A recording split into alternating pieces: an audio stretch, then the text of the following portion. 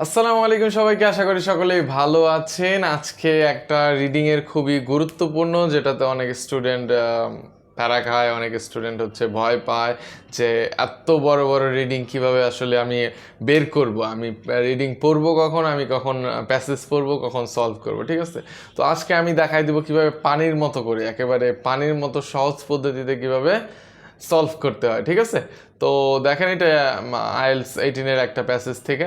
তো প্রথমে বলতে যাচ্ছে কি, প্রশ্নগুলো আমরা একটু দেখে নেব। আমরা এই চারটা অপশন না দেখলেও জাস্ট হচ্ছে প্রশ্নটা দেখব, তারপরে স্কিম করব, রিডিংয়ে স্কিম করে পড়বো, তারপরে স্ক্যান করে ওই পার্টিকুলার রোমিও অ্যান্ড জুলিয়েটের তথ্যটা বের করে তারপরে অ্যান্সার করব। আমরা আগে ওই রোমিও জুলিয়েট সম্পর্কে অথর কি বলতে যাচ্ছে ওইটা পড়ে আসবো, তারপর হচ্ছে এখানে থেকে মেলাবো কোনটা হয়। ঠিক আছে, তো প্রথমে আমি যাই হচ্ছে এই রোমিও জুলিয়েটের কাহিনীতে। ঠিক আছে, তো আমি এখানে চলে আসি। দেখেন এখানে হচ্ছে আমি প্রথমে টাইটেলটা পড়ে নিলে কি হয়, আমরা আসলে বুঝতে পারি যে আসলে কি সম্পর্কে এই টাইটেলটা।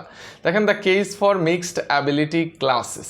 মিক্সড অ্যাবিলিটি বলতে বুঝতেই পারতেছেন যে তাদের মিশ্র যেটা অ্যাবিলিটি, মানে সবাই কিন্তু ইকুয়ালি ক্যাপেবল না।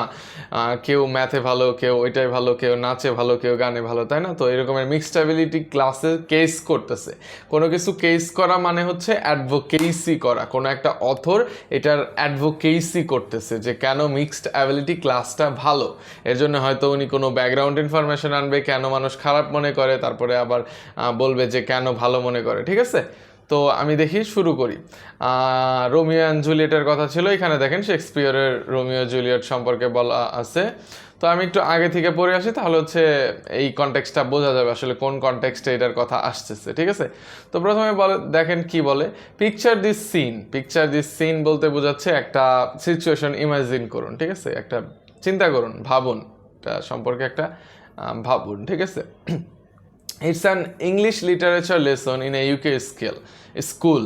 এটা একটা ইউকে স্কুলের একটা ইংলিশ লিটারেচার লেসন। ঠিক আছে, and the teacher has just red, এটা রেড হবে। ঠিক আছে, এটা যেহেতু প্রেজেন্ট পারফেক্ট, এর জন্য এটা রেড হবে, রিড না, red. An extract from Shakespeare's Romeo and Juliet with a class of 15 years old. 15 বছর বয়সের শিক্ষার্থীদের নিয়ে একটা ক্লাসে কি বলতেছে, একটা এক্সট্রাক্ট পড়ছে। এক্সট্রাক্ট মানে হচ্ছে সামারি। ঠিক আছে, একটা সামারি, সারসংক্ষেপ বা নির্যাস, মানে ওই প্লে রাইটটা ও নাটকের মূল কথাগুলা 15 বছর বাচ্চাদেরকে পড়াইছে। ঠিক আছে, he has given some of the students copies of no fear Shakespeare, a kid friendly translation of the original. তো উনি কিছু স্টুডেন্টদের দিছে কি, এই বইটা দিছে, নো ফিয়ার শেক্সপিয়ার নামের বইটা, যেটা হচ্ছে কিড ফ্রেন্ডলি, যেটা হচ্ছে বাচ্চারা পড়ে বুঝতে পারবে। ঠিক আছে, ওই রকমের একটা ট্রান্সলেশন দিছে অরিজিনালের। তো এক রকমের দিল। আবার কি বলতেছে দেখেন, ফর 3 স্টুডেন্টস, আর 3জন স্টুডেন্টকে কি করলো, even this literacy demands are beyond them. মানে 3টা স্টুডেন্টের জন্য হচ্ছে এই যে লিটারেসি ডিমান্ড, একটা বাচ্চাদের যেটা পড়ে বুঝতে পারবে, এটাও ওদের বিয়ন্ডে, মানে এটা ওদের বিয়ন্ড দেয়ার ক্যাপাবিলিটি। ঠিক আছে, তো এর জন্য কি করবে দেখি, another girl simply can't focus. আরেকটা ছোট মেয়ে আছে যে হচ্ছে ফোকাসই করতে পারে না, মানে ক্লাসে মনোযোগ থাকে না এরকমের। অ্যান্ড হি বলতে টিচার গিভস হার, ওই মেয়েকে দিল একটা pens and paper to draw with, মানে একে একে মনে রাখো। ঠিক আছে, যেহেতু অ্যাটেনশন স্প্যান অত বেশি না, তো হচ্ছে এইভাবে মনে রাখো। তো এটা করতেছে, তো শেক্সপিয়ারটা বোঝানোর জন্য কত কিছু করতেছে। ঠিক আছে, the teacher can ask the no fear group, যাদেরকে ওই বইটা দিছিল, টু আইডেন্টিফাই কি ক্যারেক্টারগুলো আইডেন্টিফাই করো, কোন কোন মূল চরিত্র ছিল, এবং মেবি এ টেন্টেটিভ প্লট সামারি, একটা আনুমানিক একটা প্লট সামারি, কি হয়েছে একটা প্রোভাইড করো, কি বুঝলা। He can ask most of the class about character development বলতে চরিত্র উন্নয়ন। হ্যাঁ, চরিত্র উন্নয়ন, এখানে মোরালি চরিত্র উন্নয়ন না, ক্যারেক্টার ডেভেলপমেন্ট বলতে বোঝাচ্ছে কোনো একটা রাইটার যখন তার একটা ফিকশনাল ক্যারেক্টারকে ডেভেলপ করে, তার ফিলোসফি, তার দৈনন্দিন জীবন, এটা সম্পর্কে বলার চেষ্টা করে। ঠিক আছে, তো এটাকে বলে character development. And 5 of them might be able to support their statements with textual evidence, মানে কিছু ব্রাইট স্টার থাকে না, তারা হচ্ছে কি করতে পারবে, তারা হয়তো কিছু টেক্সচুয়াল, মানে যা পড়ছে ওইটা থেকে এভিডেন্স দিয়ে হচ্ছে বলতে পারবো আমরা এই ঘটনা হয়েছে, এই ঘটনা হয় নাই, এই ঘটনা হয়েছে। ঠিক আছে, টেক্সচুয়াল এভিডেন্সও দিতে পারবে। Now, two curious students are wondering whether Shakespeare advocates living a life of moderation or one of passionate engagement. এখন দেখেন দুইটা আরো ট্যালেন্টেড স্টুডেন্ট, ওরা ফিলোসফি নিয়ে আলোচনা করতেছে। শেক্সপিয়ার আসলে কি অ্যাডভোকেট করলো, শেক্সপিয়ার কি প্রমোট করতে চাচ্ছে, এটা কি একটা লাইফ অফ মডারেশন? মডারেশন বলতে হচ্ছে যেখানে হচ্ছে সংযম থাকে, ঠিক আছে? মডারেশন, সবখানে এত এনগেজ হওয়া যাবে না, যেমন আমাদের ধন সম্পদ লাগবে, এটার পিছনে সারা জীবন ছুটতে হবে, এরকমের না। যে আমাদের হচ্ছে এখানে একটা খুব অল্প সময়ের জন্য পৃথিবীতে আছি, তো এই সময়টা হচ্ছে ভালোভাবে কাটাবো, সব কিছু থেকে ডিটাচ থাকতে যাবো। যেমন বুদ্ধিজমের একটা ফিলোসফি ছিল, মানে live each day as it is your last day, ঠিক আছে? শেষ দিন হিসাবে মানে বেঁচে থাকার কথা বলা হয়েছিল। তো এটার মানে হচ্ছে let go of your engagement. তো এখানে ফিলোসফিক্যাল কথা নিয়েও কিন্তু ব্রাইট স্টুডেন্ট যারা হচ্ছে একেবারে মেধাবী, তারা কিন্তু এটা নিয়েও আলোচনা করতে পারে শেক্সপিয়ার কোনটাকে প্রমোট করলো, ঠিক আছে? তো এখানে মূল কথাটা আমি যদি দেখি যে এটা শেক্সপিয়ার রোমিও এন্ড জুলিয়েট দিয়ে বোঝানোর চেষ্টা করছে একটা টিচার কিভাবে ডিফারেন্ট ওয়েতে মানে একটা ক্লাসে শেখাতে পারে। এটা কিন্তু একটা অ্যাকচুয়াল কোনো কথা না, এই অ্যাকচুয়াল কোনো কাহিনী না, এটা হচ্ছে একটা আমাদেরকে শুরুতেই বলছে পিকচার করতে, মানে ইমাজিন করতে এই সিনটা। এখন আমরা দেখি এটার সাথে আসলে কোনটা মেলে, ঠিক আছে?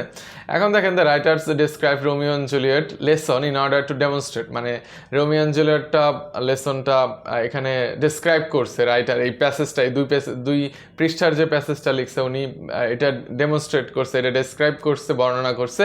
কেন? ইন অর্ডার টু ডেমনস্ট্রেট, কি দেখানোর জন্য। এখন দেখি আমি কিভাবে বলা যায় how few students are interested in literature. এরকমের কোনো কথা কিন্তু ছিল না যে ফিউ স্টুডেন্ট ইন্টারেস্টেড নাকি সবাই ইন্টারেস্টেড, এমন কথা ছিল না। তারপরে যাই how a teacher handles a range of learning needs. একটা টিচার কিভাবে হ্যান্ডেল করে a range of learning needs. বিভিন্ন রকমের স্টুডেন্টদের বিভিন্ন রকমের নিডস থাকে, কেউ এটা ভাবে শিখে, কেউ ওইভাবে শিখে, ঠিক আছে? এখানে কিন্তু এটা হয়ে যাচ্ছে। কেন হয়ে যাচ্ছে? কারণ ওই টিচারটা হ্যান্ডেল করতেছে রেঞ্জ অফ লার্নিং নিডস। কেউ অ্যাটেনশন ধরে রাখতে পারে না, তো ওই মেয়েটাকে দিল পেন অ্যান্ড পেন্সিল, তো একে একে শেখো, ঠিক আছে? আরেকজনে আবার ফিলোসফি নিয়ে আসলো, আরেকজনকে ক্রিড ফ্রেন্ডলি ট্রান্সলেশন দিল, ঠিক আছে?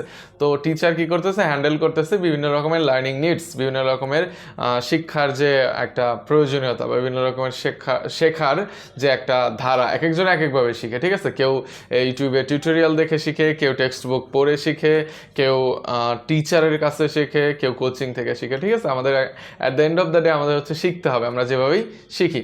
তাহলে এটা হয়ে গেল। এরপরে আমি যদি যাই, এরপরেরটা আমি এখানে প্রশ্নটা দেখেন কি বলতে, what does the writer say about streaming in the third paragraph. তো থার্ড প্যারাগ্রাফে রাইটার স্ট্রিমিং সম্পর্কে কি বলতে যাচ্ছে। তো এটা একটুখানিতে আনসার পাওয়া যাবে না, এটা পুরো প্যাসেজটাই হয়তো পড়া লাগবে। আমি সেকেন্ডটা প্যারাগ্রাফটা পড়লাম না, আমি থার্ড প্যারাগ্রাফটায় চলে আসলাম, ঠিক আছে? The practice of streaming and tracking. এখন বলতে পারেন যে এই দুইটা আবার জিনিস কি, এরকম টেকনিক্যাল কোনো শব্দ থাকলে অবশ্যই ওইটার মানে দেওয়া থাকবে, ঠিক আছে? The practice of streaming and tracking involves separating students into classes. স্টুডেন্টকে সেপারেট ক্লাসে ভাগ করা, কেউ বেশি পারে ওদেরকে জন্য এক ক্লাস ক শাখা, যারা কম পারে তাদের জন্য গ শাখা, ঠিক আছে? এভাবে ভাগ করে দেওয়া। Depending on their diagnosed levels of attainment, তাদের আসলে অলরেডি অ্যাটেনমেন্ট, তাদের যে নলেজ প্রাপ্তি এটা কতটা আছে, ঠিক আছে? ওটার উপরে ওদের ক্লাসটা ডিজাইন করা হবে। অ্যাট এ ম্যাক্রো লেভেল হচ্ছে বড় পরিসরে, বড় ভিউতে, ওয়াইডার ভিউতে দেখলে কি হবে? academically wider view, it requires the establishment of academically selective schools for the brightest students. এটা বলে যে যারা ব্রাইট স্টুডেন্ট তাদের জন্য হচ্ছে একটা আলাদা স্কুলই খোলা হবে, যারা হচ্ছে মোস্ট ট্যালেন্টেড তাদেরকে আলাদা পড়াবো, যারা কম তাদেরকে আরেকভাবে পড়াবো, ঠিক আছে? And comprehensive schools for the rest বলতে বাকিদের জন্য কম্প্রিহেন্সিভ স্কুলস এর কথা বলতেছে। উইদিন স্কুলের মধ্যে কি হবে? It means selecting student into a stream of general ability. এখানে স্ট্রিম, দেখেন স্ট্রিম শব্দটা এখানে ডিফাইন করতেছে। তো একটা স্ট্রিমে যেমন ক খ গ, একটা স্ট্রিমে, ঠিক আছে? একটা স্ট্রিমে দেওয়া, বা সায়েন্স আর্টস কমার্স এগুলো স্ট্রিম ধরতে পারেন, ঠিক আছে? স্টুডেন্টদের বিভক্ত করার কথা বলতেছে। আর sets of subject specific ability, subject specific ability অনুযায়ী ভাগ করা যেতে পারে। কেউ হচ্ছে ইংরেজি ভালো পারে, তাকে ইংরেজিতে দিলাম। কেউ ম্যাথমেটিক্স ভালো পারে, ম্যাথমেটিক্সে দিলাম। কেউ ফিজিক্স ভালো পারে, আমাদের ফিজিসিস্টও তো লাগবে, তাই না? তো এইভাবে ভাগ করার কথা বলতেছে। The practice is intuitively appealing to almost every stakeholder শব্দটার বাংলা হচ্ছে অংশীজন। স্টেক হোল্ডার আপনাকে যদি আমি এক্সাম্পল দিয়ে বোঝাই, যেমন আমি এই ক্লাসটা নিতেছি, এখানে স্টেক হোল্ডারকে, একটা স্টেক হোল্ডার আমি হচ্ছে আপনাদেরকে কিছু শেখাচ্ছি, আর আপনারা যারা হচ্ছে শিখছেন, ঠিক আছে। তো এখানে দুইটা স্টেক হোল্ডারের কাজ চলতেছে, আর এখানে অন্যান্য সেকেন্ডারি স্টেক হোল্ডার আছে, যেমন আমার ইন্টারনেট সার্ভিস প্রোভাইডার, আমার যে ডিজিটাল ইকুইপমেন্ট যেটা দ্বারা আমি রেকর্ড করতেছি, এরাও তো একরকমের অংশীজন, তাই না? তারাও তো এখানে কন্ট্রিবিউট করতেছে। তো এটাই আর কি। তো এটা কি বলতেছে, বাট মূল কথা বলতেছে যে এই স্ট্রিমিংটা হচ্ছে কি ইনটুইটিভলি অ্যাপিলিং, মানে অনেক অ্যাপিল আছে, সবাই এটা চায়, এটা মনে করে সবাই মনে করে যে এটাই ভালো, ঠিক আছে। তো এখন আমি দেখি যে এটার সাথে কোনটা মেলে। এখন এখানে যদি আমি আসি, what does the writer say about streaming in the third প্যারাগ্রাফে বলতেছে it has a broad appeal. তো প্রথমটাই কিন্তু হয়ে গেল, আমরা পরেরটা দেখলে মিলাই দেখলে যে হচ্ছে না ওগুলা, কিন্তু প্রথমটা কিন্তু হবে। প্রথমটা বলতেছে it has a very broad appeal. এটা হচ্ছে কারণ হচ্ছে ওখানে আমাদের বলাই ছিল যে এটা হচ্ছে অনেক বেশি appealing, intuitively appealing to larger stakeholder, ঠিক আছে। তো এর জন্য এটা হচ্ছে it has a broad appeal. আপনারা পরেরগুলো পড়ে দেখবেন, আমি যেহেতু একটু আগে দেখেছি যে এটাই হয়ে গেছে, তো এভাবে আপনাদের দেখা দিতেছে, ঠিক আছে। পরেরগুলো দেখেন কি লেখা আছে, ইট ফেভার্স ক্লেভারার স্টুডেন্টস, মানে ক্লেভারার স্টুডেন্টদের ফ্লেভার করে না আনফেভার করে এটা কিন্তু বলা নাই। It is relatively simple to implement, এটা অনেক সহজভাবে ইমপ্লিমেন্ট করা যায়, এটাও কিন্তু কোথাও বলা নাই। It works better in some schools than others, আমার তো এটাও বলা নাই যে কোনো স্কুলে এটা ভালো কাজ করে, কোনো স্কুলে করে না, ঠিক আছে। তো এটা হবে না। What idea is suggested by reference to Mount Como-Langma in the fifth paragraph? Fifth paragraph Mount Como-Langma দ্বারা কি বোঝানো হয়েছে, ঠিক আছে। এখন আমরা যাই মাউন্ট কমলাঙ্গা, এটা দেখব, তারপর হচ্ছে ওইটা অনুযায়ী আমরা অ্যান্সার করার চেষ্টা করব। তো এই যে দেখেন আমরা এখানে পেয়ে গেছি, এখানে মাউন্ট কমলাঙ্গা বলতে কিছু একটা আছে, কোমোল্যাংমা, ঠিক আছে। Mixed ability classes bore students, এখানে বলতেছে মিক্সড অ্যাবিলিটি যে ক্লাসেস, যেখানে হচ্ছে অনেক দুর্বল স্টুডেন্ট থেকে অনেক ভালো স্টুডেন্ট আছে, ওইটা হচ্ছে স্টুডেন্টদের বোর করে, প্যারেন্টসদের ফ্রাস্ট্রেট করে এবং টিচারদেরকে বার্ন আউট করে। বার্ন আউট বলতে এত ক্লাস নিতে নিতে মানে হতাশায় পড়ে যায়, মানে কিছু হচ্ছে না, ওভারওয়েলম ফিল করে, তো এটাকে বার্ন আউট বলে। The brightest ones will never summit mount Chomolungma, the brightest one কখনোই হচ্ছে মাউন্ট কোমোল্যাঙ্গায় পৌঁছতে পারবে না। অ্যান্ড দ্য স্ট্র্যাগলার্স মানে হচ্ছে যারা পিছিয়ে পড়ে, উইল নট হচ্ছে will not enjoy the lovely stroll in the park. Stroll বলতে হচ্ছে এমলেসলি কিছু হাঁটা, কিছুক্ষণ হাঁটা, তো ওরা কিন্তু ওইটা এনজয় করতে পারবে না। কেন? কারণ হচ্ছে দেখেন, যারা হচ্ছে ব্রাইট তারা তো মাউন্টের পিকে, আমাদের হিমালয়ান মাউন্টেনের পিক হচ্ছে এভারেস্ট, তো এভারেস্টে ওঠার মতো ক্যাপেবল। আবার কিছু মানুষ হচ্ছে মাউন্টেনে না, ওরা হচ্ছে প্লেন ল্যান্ডে বা কোনো একটা পার্কে, রমনা পার্কে ঘুরতে যাওয়ার জন্য যোগ্য। কিন্তু এখন কি হবে, দেখুন ব্রাইট স্টুডেন্ট যারা হচ্ছে মাউন্টেনে ওঠার যোগ্য, তারা কিন্তু উঠতে পারবে না, কারণ হচ্ছে ওদের ফ্রেন্ডদের তো নিয়ে যেতে হবে, আর ওরাও মানে আনকমফোর্টেবল ফিল করবে যে ওদের কারণে ওরা উঠতে পারতেছে না। তো এটাই বলতেছে মিক্সড অ্যাবিলিটি ক্লাসের এগেনস্টে বলতেছে, ঠিক আছে। Individual suffer at the demands of the collective, এখানে বলতেছে ইন্ডিভিজুয়াল প্রত্যেক মানে ব্যক্তিবর্গ, আমি আপনি হচ্ছে সাফার করি একটা ওয়াইডার স্কেলের ডিসিশনের জন্য, কালেকটিভ ডিমান্ডের জন্য, ঠিক আছে, সকলের মিলে একটা চাহিদার জন্য। মেডিওক্রিটি প্রিভেলস, মেডিওক্রিটি মানে হচ্ছে মধ্যম মানতা, ঠিক আছে, অ্যাভারেজ মেডিওক্রিটি প্রিভেলস বিরাজ করে। So is learning like hiking, পরের প্রশ্ন আছে, পরের প্রশ্নে তো হয়তো উনি করবে, ঠিক আছে। তো এখানে আমরা দেখতে পাচ্ছি মাউন্ট কোমোলাঙ্গা দিয়ে যেটা বোঝানোর চেষ্টা করতেছে, এটা হচ্ছে মানুষ আসলে তার ফুল পটেনশিয়াল, তার ফুল সম্ভাবনায় পৌঁছাইতে পারতেছে না, কারণ হচ্ছে দেখেন একজনের কথা শুনে আরেকজন কিন্তু এগোতে পারতেছে না, ঠিক আছে। কেন? কারণ একজনে পিকে উঠতে পারতেছে না, ওদের নিয়ে যাইতে হবে, আবার আরেকজনে ওরা যতটুকু করতেছে অতটুকুই বেশি, ওরা এতটুকুর জন্য ক্যাপেবল না, তো হচ্ছে এটা একটা ঝামেলার মতো, তাই না? তো তাহলে আমি দেখি এখন কোনটার সাথে মেলে। এখন আমি যদি এখানে আসি, মাউন্ট কমলাঙ্গার কথা বলতেছে স্টুডেন্টস ফলোয়িং আনসুইটেবল পাথস, এটা সাজেস্ট করার জন্য, সরাসরি এটা সাজেস্ট করার জন্য তো অথর বলবে না, অথরের তো কোনো হিডেন মেসেজ থাকবে। Student attempting interesting tasks, interesting না বোরিং এটা সম্বন্ধে কিছু বলে নাই।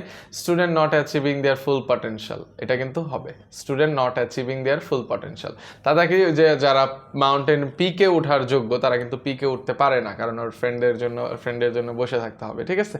তো এটাই হচ্ছে।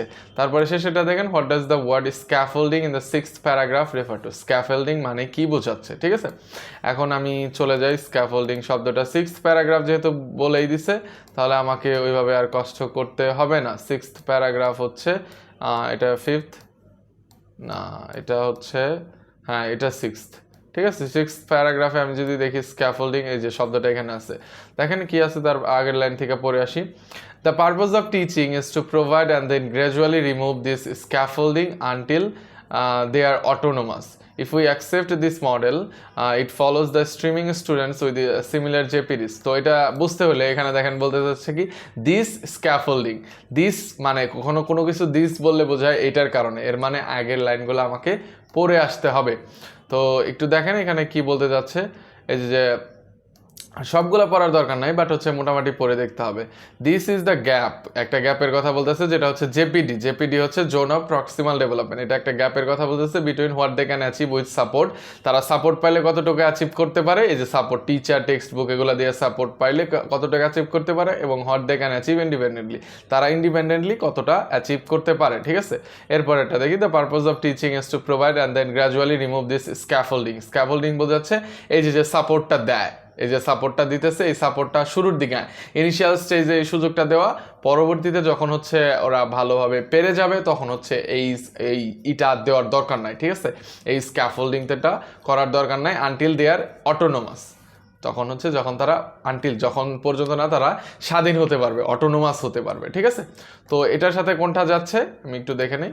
এটার সাথে যাচ্ছে scaffolding, the factors which prevent a student from learning effectively. এটা কিন্তু বলা নেই, এখানে সাপোর্ট দেওয়ার কথা বলা ছিল।